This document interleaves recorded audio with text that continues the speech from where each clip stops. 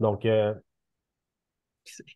m'appelle Dominique, je suis conseiller en changement climatique chez Adair Services Conseil, puis c'est moi aujourd'hui qui présente l'éco-responsabilité numérique pour le secteur du culturel. Donc, le but aujourd'hui, ben, c'est d'abord faire une petite introduction au changement climatique. Je vais vous présenter un peu qu'est-ce que l'empreinte carbone numérique, qu'est-ce qu'on entend par là. Il y a certaines limitations dans la quantification de GES numérique. Ça aussi, je vais vous en parler brièvement. Ensuite, dans le vif du sujet, on va discuter de l'impact climatique réellement du numérique et comment ça se compare avec les différentes autres sources de GES. Puis finalement, je vais vous montrer, je vais vous donner quelques conseils pour réduire votre empreinte carbone numérique. Puis j'espère pouvoir garder assez de temps pour avoir une discussion avec vous parce que je suis spécialiste en quantification de carbone, mais pas nécessairement je ne vais pas nécessairement répondre à toutes vos questions, puis je ne suis pas spécialiste du tout du secteur culturel, donc ça va me faire plaisir de vous entendre là, commenter ou poser vos questions. Donc, pour commencer, en bref, les changements climatiques, bon, la majorité d'entre vous le savent déjà, mais les activités humaines causent une augmentation des émissions de CO2 et des autres gaz à effet de serre. Ça renforce l'effet de serre et augmente la température globale.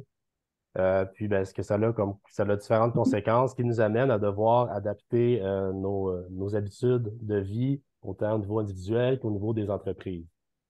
On voit sur le graphique à gauche l'augmentation de la température des dernières années en rose, puis un scénario finalement qui éliminerait peut-être les activités humaines pour montrer que sans l'activité humaine, il n'y aurait pas eu cette hausse des températures. Puis, ben, on voit aussi qu'en 2002, la température moyenne de la planète était supérieure à 1,15 degrés à sa valeur pré-industrielle et ça continue d'augmenter. Les conséquences du changement climatique, il y en a vraiment plusieurs. On peut parler des hausses de précipitations ou la baisse de précipitations pour d'autres régions qui causent des sécheresses, l'augmentation du niveau de la mer, l'augmentation des températures des océans, acidification des océans. On observe une augmentation aussi et la fréquence de l'intensité aussi des phénomènes météorologiques extrêmes. Ça fond un peu partout, les glaces au pôle, les glaciers, le pergélisol. On observe une migration des espèces exotiques envahissantes et une perte de biodiversité pour nommer que ces exemples-là de conséquences plutôt directes, disons, des changements climatiques. Ça semble un peu loin de nous, tout ça, mais ça a aussi des répercussions un peu plus au niveau individuel, au niveau des entreprises. On parle de dommages au niveau des infrastructures de transport et de services. On observe de plus en plus de températures extrêmes qui peut amener des dangers pour autant les travailleurs, mais même aussi la machinerie ou les infrastructures. Des feux de forêt, les espèces envahissantes, c'est une autre chose qui peut affecter la difficulté de l'approvisionnement, des augmentations de différents coûts. Et les changements climatiques amènent une augmentation de coûts de plusieurs choses, notamment les combustibles, les assurances, les matières premières, la gestion de risques, la santé et sécurité au travail. Même le coût de l'épicerie peut être affecté par les changements climatiques. Puis il y a plein d'autres conséquences qui ne sont pas écrites ici. L'augmentation des risques de pandémie, la migration des tiques et de la maladie de Lyme au Québec, pour en nommer que quelques-unes autres conséquences. Donc, ça pour dire qu'il n'y a personne finalement qui est à l'abri, même si parfois, quand on regarde les conséquences directes, on se dit, ben, l'acidification des océans, tu sais, qu'est-ce que ça me fait à moi, tu sais, mais au final, il y a d'autres conséquences qui en découlent. Mais c'est bien de ne pas perdre espoir parce qu'on observe quand même qu'au fil des années, il y a eu un impact sur les prévisions climatiques. Donc, en 2010, les prévisions des modèles climatiques évoquaient un réchauffement de 4 degrés à l'horizon 2100. Puis, en 2023, ben, en fait, suite à plusieurs conférences de l'ONU, l'accord de Paris qui a été signé en 2015, on a réduit cette augmentation prévue à 2,9 degrés. Donc, il y a déjà du progrès qui est fait, mais il faut continuer à faire des efforts pour baisser encore ce nombre. Pour les entreprises, il y a aussi différents avantages à se positionner en changement climatique. Euh, on peut, grâce à ça, réduire ses coûts d'opération, potentiellement renforcer la résilience de l'entreprise, être un leader et cultiver une réputation de l'entreprise aussi. Ça permet aussi d'être proactif et de réduire les impacts associés à de potentielles nouvelles politiques et réglementations, donc être avant-gardiste en fonction des futures réglementations qui pourraient nous affecter. Ça permet de participer à un mouvement global et national crucial. Et aussi au niveau des clients, ben, ça peut répondre à leurs attentes et saisir potentiellement de nouvelles opportunités d'affaires. Donc, il y a multiples d'avantages à se doter d'une stratégie climatique.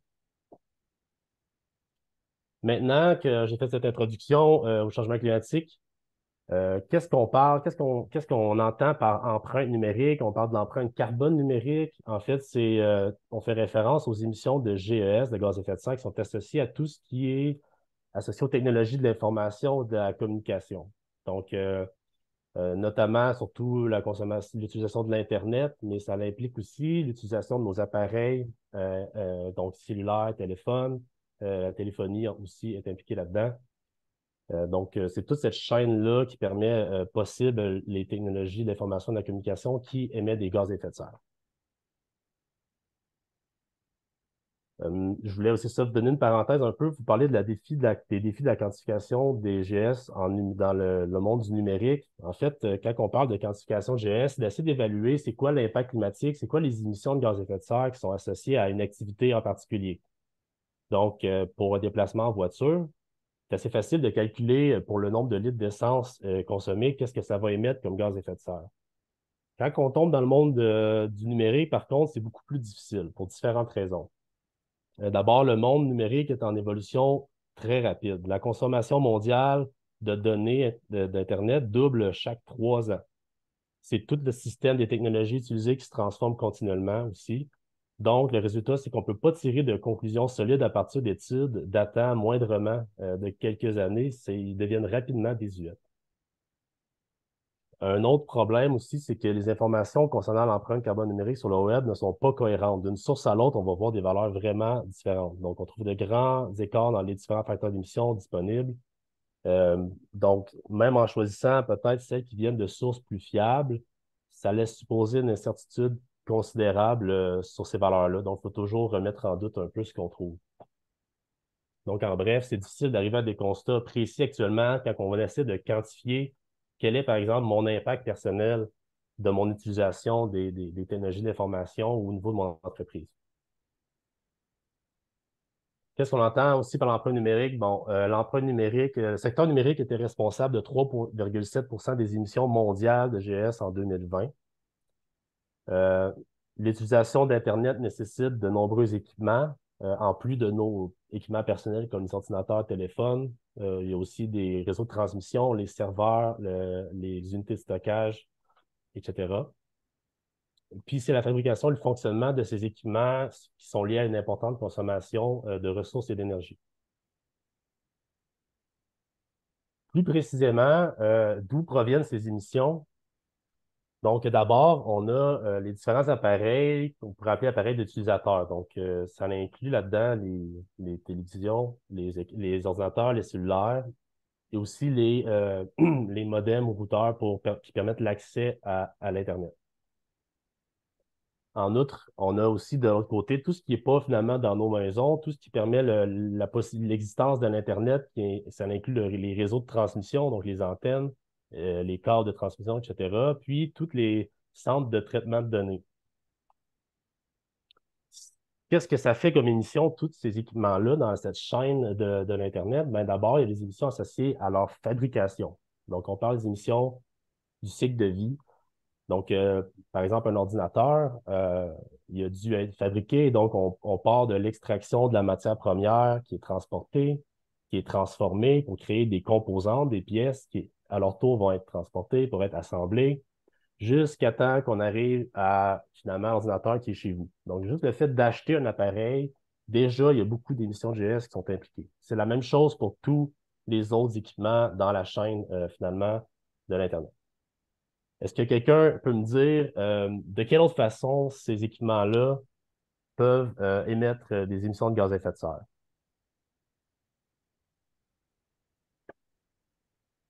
Allez-y, de vive voix, pas besoin de lever la main. Toute la maintenance, le refroidissement, autres, notamment pour les serveurs et tout. Oui, c'est un très bon point pour les serveurs. Effectivement, il y a besoin de beaucoup d'énergie pour les systèmes de refroidissement. Mais j'ajouterais aussi que tous les autres équipements, en fait, consomment de l'énergie. Donc, la deuxième façon dont ces équipements-là vont émettre des gaz à effet de serre, c'est lors de leur utilisation. Donc, essentiellement, ça va être de l'électricité. Puis, ben, pour produire cette électricité-là, désolé, en fait, ben, dépendamment d'où on va émettre plus ou moins de gaz à effet de serre. Si on regarde une petite répartition au niveau mondial, on voit en bleu ce qui représente les appareils utilisateurs. En bleu foncé, ce qui est plutôt associé à la fabrication, puis en bleu pâle, ce qui est associé à l'utilisation. On a la même répartition aussi pour les autres, donc pour la transmission et pour les traitements de données. Donc, on voit les appareils utilisateurs, c'est à peu près la moitié des émissions seulement, déjà, qui sont seulement pour vos équipements à vous. Puis l'autre moitié qui est tout ce qui est la transmission et les centres de données. C'est intéressant de constater aussi que pour les infrastructures web, c'est plus au niveau des opérations que les émissions sont dominantes et moins au niveau de la fabrication des équipements.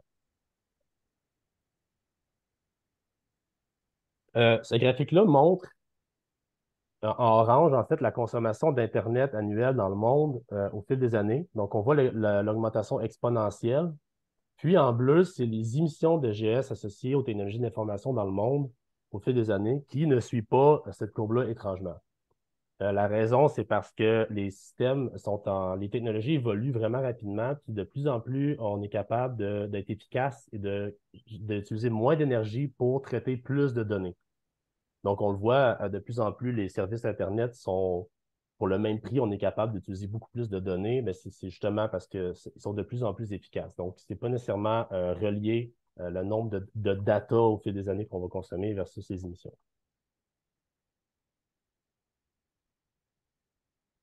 Quelques chiffres pour l'utilisation de l'Internet. Donc, on compte environ 45 millions de serveurs dans le monde, 800 millions d'équipements réseau, environ 15 milliards d'objets connectés en 2018 et on s'attend à ce que ça augmente environ à 46 milliards en 2030.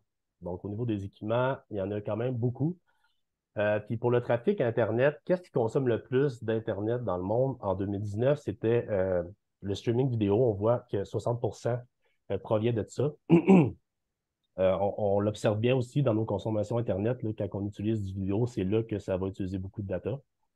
Après ça, on a les pages web, les jeux vidéo, les réseaux sociaux, puis plein d'autres applications un peu moins importantes. Je pense que ce qui est bien d'observer dans ça, c'est vraiment le fait que le vidéo a une part dominante dans la consommation d'Internet.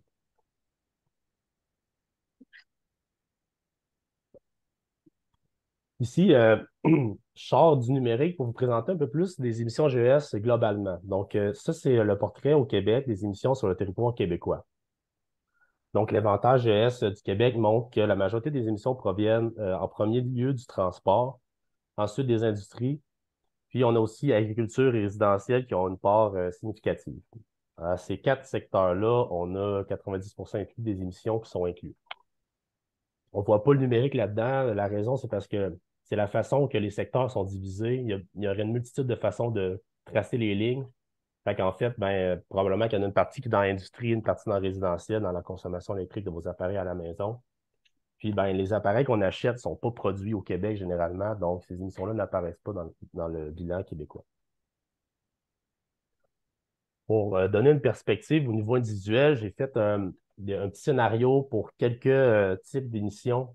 Donc, dans la colonne de chiffrée, on voit les tonnes de CO2 équivalents. Dans le fond, juste pour faire une petite parenthèse là-dessus, des CO2 équivalents, c'est une mesure universelle pour ramener toutes les émissions au CO2 parce qu'il y a différents GES, en fait, qui sont impliqués dans les émissions. Je pense entre autres au méthane, qui est souvent impliqué dans les émissions, qui a un potentiel de réchauffement climatique 30 fois plus élevé que le CO2. Ça veut dire que pour 1 kilogramme de méthane émis, on va avoir le même impact climatique que si c'était 30 kg de CO2. Donc, finalement, quand on va évaluer une émission à 1 kg de méthane, on va dire que ça équivaut à 30 kg de CO2 équivalent pour tout ramener à la même unité. Bon, petite parenthèse pour que vous compreniez l'unité qu'on utilise. Donc, ici, dans le scénario, pour l'habitation, j'ai pris 2 personnes dans un bungalow chauffé électrique. Ça reviendra environ à 0,6 tonnes de CO2 équivalent par personne par année. L'alimentation québécoise, on sait que ça revient à peu près à 2,5 tonnes de CO2 équivalent par personne au Québec. À noter qu'on peut potentiellement réduire ça à environ 1,5 avec un régime végétarien. J'ai noté aussi que pour 15 000 km parcourus en voiture, juste pour la consommation d'essence, on a plus de 4 tonnes de CO2 équivalent. Un aller-retour Montréal-Paris, 1,5 tonnes.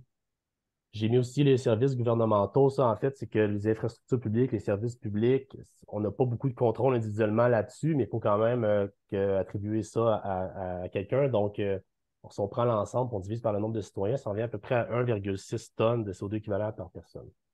Donc, cet exercice-là, c'est juste pour donner des ordres de grandeur, qu'on comprenne c'est quoi une tonne de CO2 équivalent, ça représente à peu près quoi.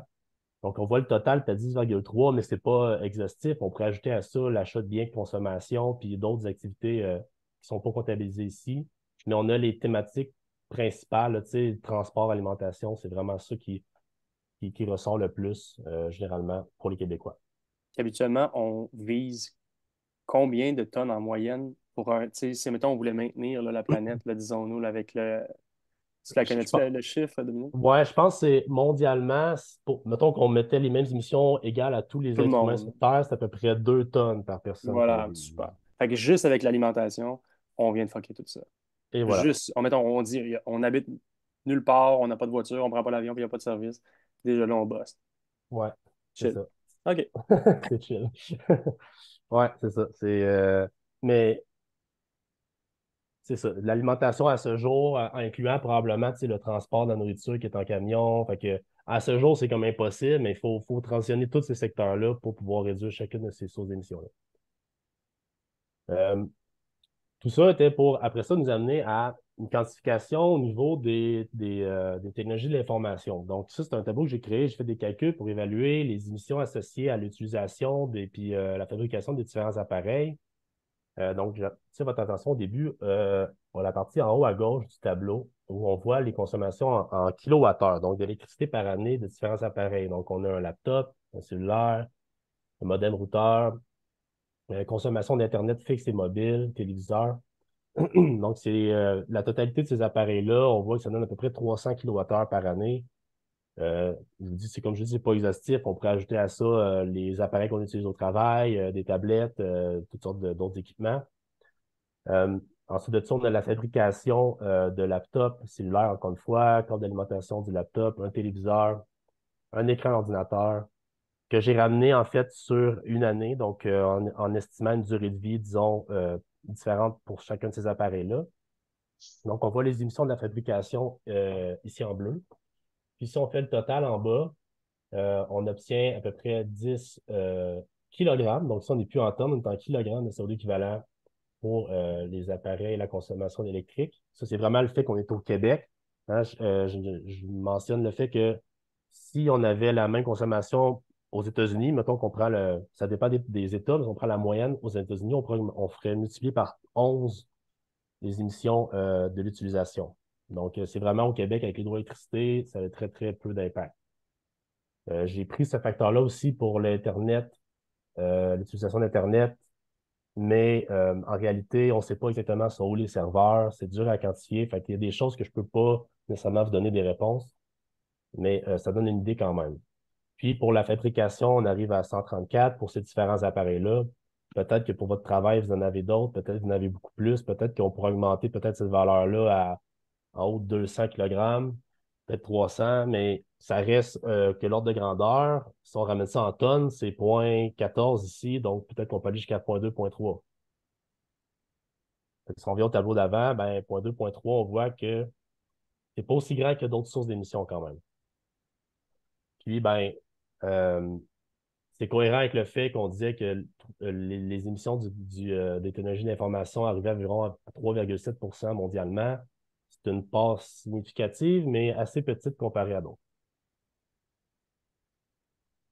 Je reviens à ce graphique-là que je vous ai présenté tantôt sur les émissions mondiales associées à chacun des appareils et leur poste d'émission.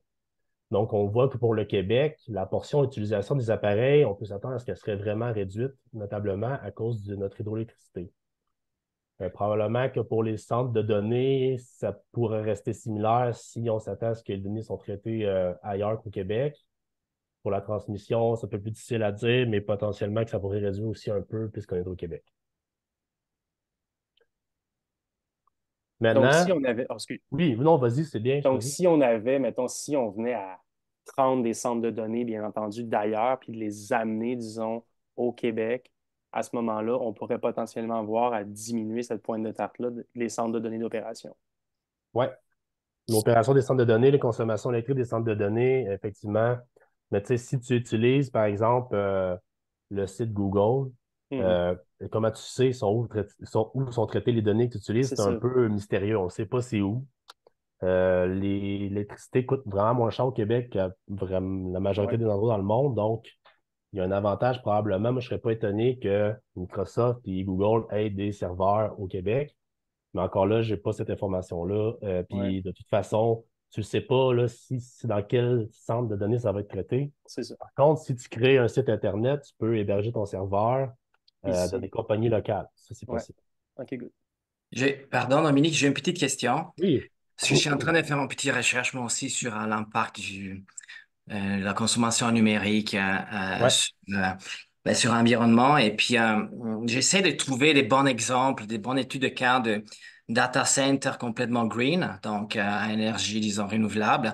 J'ai Mhm. trouvé, je viens de signaler, un projet très, très à l'avant-garde en Norvège, s'appelle Green Mountain, qui sont en train Mhm. de construire beaucoup de data centers mais complètement à base de hydroélectrique. Ouais. Quand je me dis, peut-être toi, tu es plus au courant que moi, si le Québec, notamment le Canada, bref, ils ont des projets dans le même sens dans les prochaines années, au vu aussi d'une grosse quantité d'eau qui est le pays a, Mhm. justement pour pas aller, comment on peut dire, se confier toujours avec nos données dans des Google, dans des GAFAM, hein, etc., leurs Mhm. serveurs, et justement commencer à investir sur des compagnies locales, en fait, nationales, si on veut, complètement Mhm. avec énergie renouvelable pour les données. C'est une bonne question. J'avoue, je peux pas répondre probablement mieux que toi à cette question-là. Tu sais, peut-être que pour les sites, je ne sais pas comment ça fonctionne pour les sites internationaux, tu sais, comme Google, justement, que quand tu utilises Google, ben, t'as pas vraiment le choix. Peut-être que les sites gouvernementaux peuvent être hébergés sur des trucs plus locaux. Mais c'est ça. Je sais pas, honnêtement, qu'est-ce qui se passe là, au niveau de ça au Québec. Mais Peut-être merci pour ta question. peut-être des éléments de réponse pour toi, Flavio. C'est que le Québec, justement, avait voulu vendre beaucoup d'électricité, notamment quand il y avait les crypto-monnaies, là, comme des puissances vertes. Mhm. Mais après, ça crée ce qu'on appelle un effet rebond. C'est parce que ça crée énormément de demandes qui devient une surcharge pour le réseau. Donc après, tu as des notions d'attribuer. Est-ce que tu regardes pour la consommation ici ou finalement, c'est une forme d'exportation. Donc c'est des gros débats. Mais quand tu es plus efficace, les gens disent, ah, plus efficace, donc on va être moins sobre. Donc, c'est ce qu'on appelle un effet rebond, puis donc ça peut devenir négatif, là, entre guillemets. Mhm. Oui, effectivement, le réseau hydroélectrique au Québec, il n'est pas nécessairement en beaucoup de surplus. Puis si on met beaucoup de pression dessus, ben après ça, faut générer plus d'électricité d'une certaine façon. OK, merci. En même temps, je suis curieuse, étant donné que les changements climatiques, c'est un problème qui est, en fait, Mondial. ouais, ça, il n'y a pas de frontières techniquement, là. Mhm. Puis les impacts sont comme répartis un peu partout sur la planète.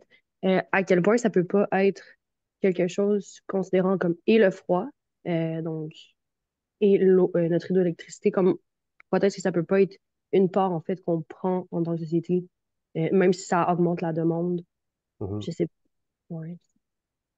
À mes connaissances, je sais que Google, même au Canada, ils sont en train d'avoir des centres aussi souterrains par un refroidissement, disons, par la géothermie, en fait. Donc, c'est pour ça, en fait, c'est aussi une idée future de construire carrément les data centers underground, donc sous des grosses, disons, apparentes champs agricoles.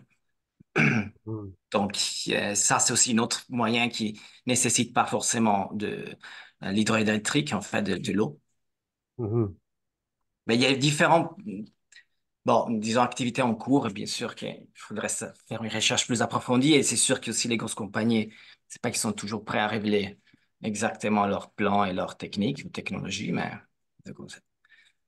c'est un super bon Ouais, sujet, en fait, à investiguer. c'est intéressant. C'est difficile de trouver d'informations sur ces sujets-là souvent, mais c'est très intéressant. Ouais. Euh, Je vais continuer pour terminer, puis on pourra en rediscuter de ce qu'on veut après.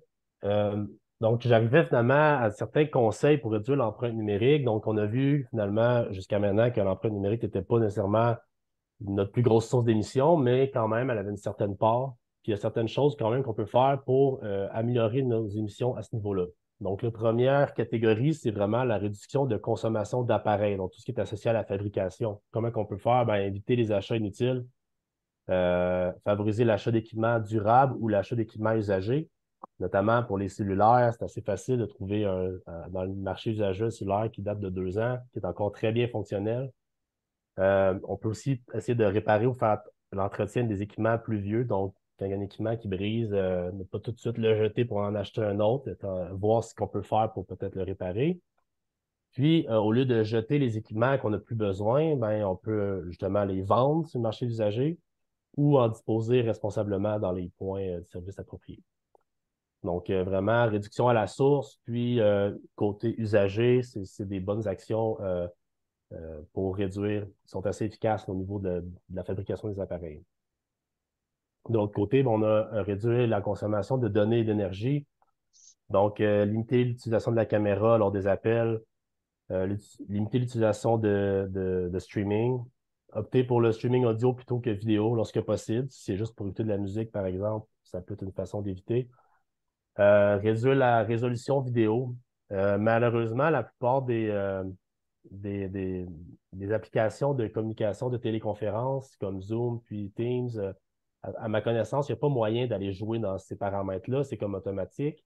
Mais il y a certains sites comme YouTube notamment qu'on peut aller réduire la résolution, puis des fois, ça suffit comme pour nos besoins finalement, puis ça permet de réduire des fois de moitié la consommation de données Internet.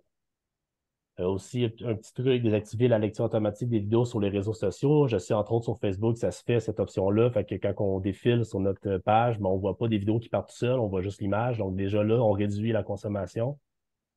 Puis donc, tout ça, c'est tout relié à la consommation vidéo parce qu'évidemment, c'est le nerf de la guerre dans la consommation d'Internet. C'est au niveau du vidéo qu'on en consomme le plus. Donc, tout ce qu'on peut faire pour réduire, ça marche. Après ça, le dernier point, penser à mettre en tension les appareils non utilisés. Ben, c'est vraiment au niveau de la consommation de nos appareils à la maison. Des fois, on l'oublie, mais un peu comme les lumières, fermer son ordinateur, fermer son écran quand on ne l'utilise pas, c'est une façon de réduire nos consommations inutiles. Se rajoute à ça peut-être d'autres conseils un peu moins importants ou toujours applicables. Ben, si on conçoit un site Internet, on peut le faire sobre en carbone, comme j'ai dit tantôt, en favorisant des serveurs qui se trouvent au Québec. Choisir un design minimaliste, limiter les images à haute résolution, éviter les animations vidéo qui démarrent automatiquement. Donc, si on a notre propre site web, on peut faire des actions pour faire attention.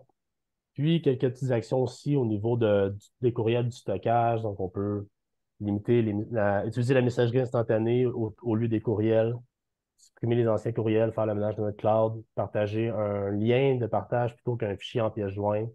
Ça permet de réduire un petit peu plus les consommations d'Internet ou d'émissions de GS associées. Là, je ne sais pas si ça s'applique à vous, peut-être que ça ne s'applique pas à vous, mais j'ai décidé de vous parler en bonus peut-être des stratégies pour réduire GS, peut-être associées au secteur culturel, mais qui n'ont pas nécessairement rapport avec le numérique. Donc, moi, je pense notamment à limiter les déplacements des consommateurs de toutes les façons que possible. Par exemple, si on a un contenu télévisuel qui demande pas aux consommateurs de se déplacer plutôt que de la scène, ben là, on vient de réduire énormément les émissions parce que penser à des centaines de personnes qui se déplacent, on sait que le transport, c'est la source principale. Ça peut vraiment être puissant comme mesure, même si souvent, c'est peut-être pas possible dans la mission de votre entreprise. Promouvoir la scène locale, ce que je veux dire par là, ben, est-ce qu'on peut peut-être faire la promotion de notre organisme à des consommateurs, à des clientèles locales qui auront moins besoin de faire des longues distances pour se déplacer? Ça peut être une façon de peut-être réduire globalement les déplacements et les émissions. Même si quelqu'un organise un festival, est-ce qu'on peut le faire en ville au lieu de le faire dans un champ à des heures de route de tout le monde? Fait qu'il y a plein d'idées comme ça va vraiment être dépendamment de vos situations à vous que je ne connais pas particulièrement. Limiter les émissions de vos propres déplacements aussi, donc limiter les rencontres en personne, Puis lorsque vous devez vous déplacer, est-ce que vous pouvez le faire mieux? Est-ce que vous pouvez utiliser le transport en commun, le covoiturage, ou si vous êtes en tournée, est-ce que vous pouvez utiliser un véhicule électrique?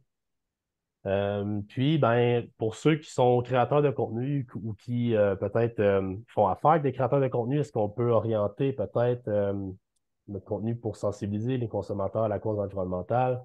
Je sais que vous avez, dans certains d'entre vous, lors de la scène, il y avait l'opportunité de véhiculer un message, donc ça peut être un moment pour penser à essayer de sensibiliser l'auditoire. Donc, c'est juste des idées un peu à gauche, à droite qui peut-être s'appliquent ou non à votre réalité. Puis, mot de la fin, ben, en somme, le numérique utilisé de façon responsable peut représenter un outil finalement qui est puissant pour la réduction des émissions de GES.